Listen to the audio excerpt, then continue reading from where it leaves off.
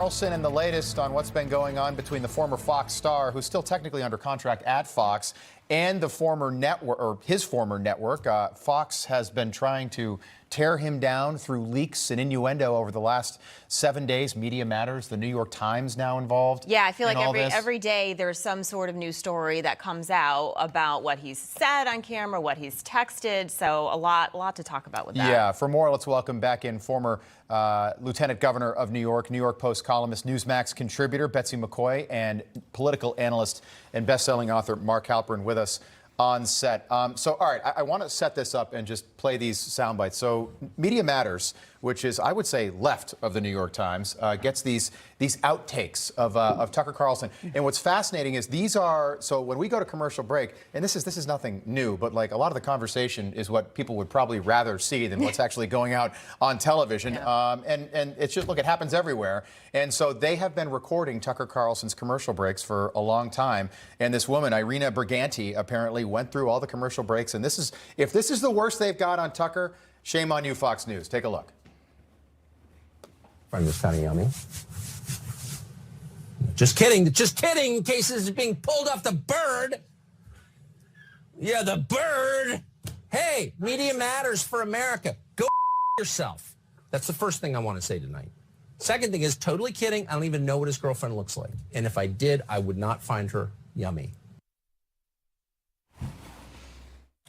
Well, I feel great. You know, I can never assess my appearance. I wait for my postmenopausal fans to weigh in.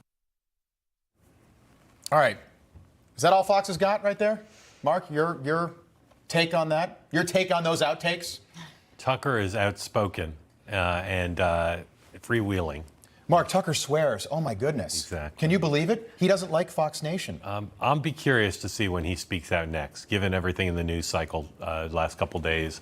We have not heard from him except for that one video, which last I looked had like 20 million hits, 20 million views. So I'll be curious to see when he next speaks out and what he says. Well, he's hired a lawyer, so I'm sure that they're advising him what to say, what not to say, also what the contract, that he has with Fox, too. Betsy? Look, I've known Tucker Carlson personally for 25 years. In 1998, when he had his first journalism job at the Weekly Standard, he was assigned to cover me. I was the politician going across New York State, and every time I looked out in the audience, there was Tucker with his dapper bow tie, right? And I can tell you, he's a fine person.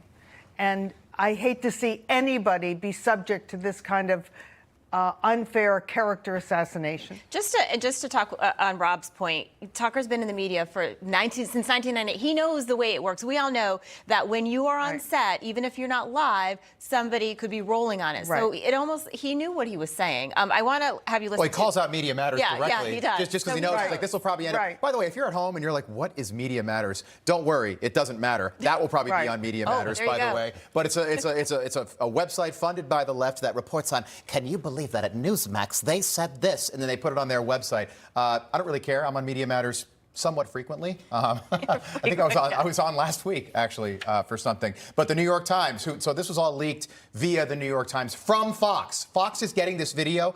The New York Times and Media Matters don't have like a back channel to get the video. This video is being leaked from Fox to the New York Times, and then it makes its way to Media Matters. So this is the headline this morning as you wake up today. Tucker Carlson's text messages that alarmed Fox leaders. This is going to take a moment, but there's no way to really do this justice without reading the whole thing. So here are Tucker's texts, January of 2021, to one of his producers. Mind you, these were never meant to be seen by the public. These are text messages. Think about what you text to people sometimes. You don't think it's going to be read on the news, but here we go. A couple of weeks ago, and this is Tucker, I was watching video of people fighting in Washington, a group of Trump guys surrounded by an Antifa kid and surrounding or pounding the living you-know-what out of him.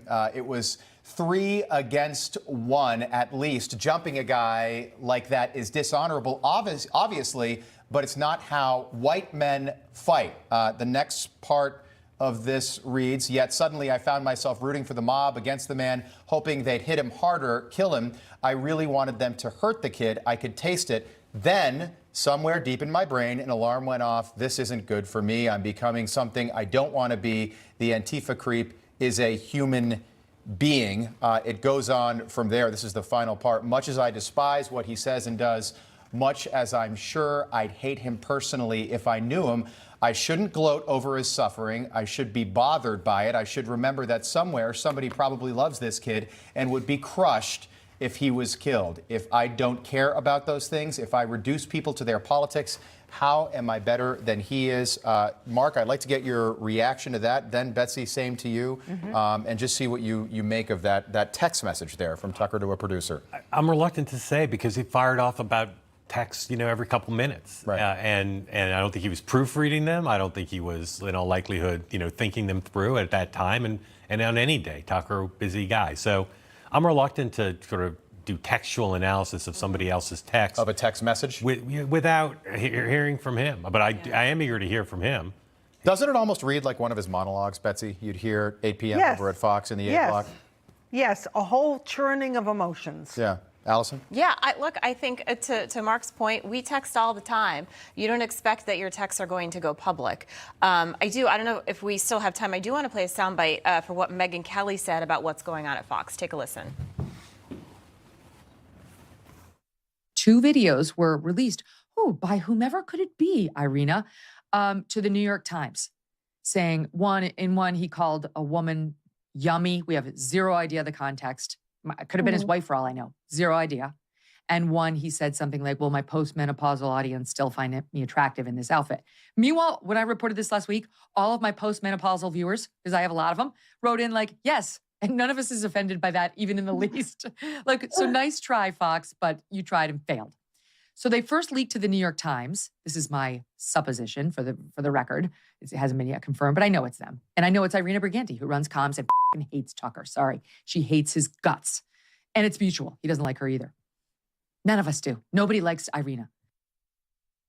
That's the beauty of having your own podcast. You can kind of say what you want and Yeah. you don't get in trouble. But yeah, to her point, she's saying, look, there's these stories, Fox is leaking them. We're seeing them. We'll probably continue to see them every day that we wake up, news stories about what he may have texted or said. Or When one door closes, another one opens. And I'm sure another one will open wide for Tucker Carlson. We will leave it there. A lot of palace intrigue surrounding that story. All right, Betsy, Mark, we'll pick this back up top of the hour. Looking forward to that. Let's shift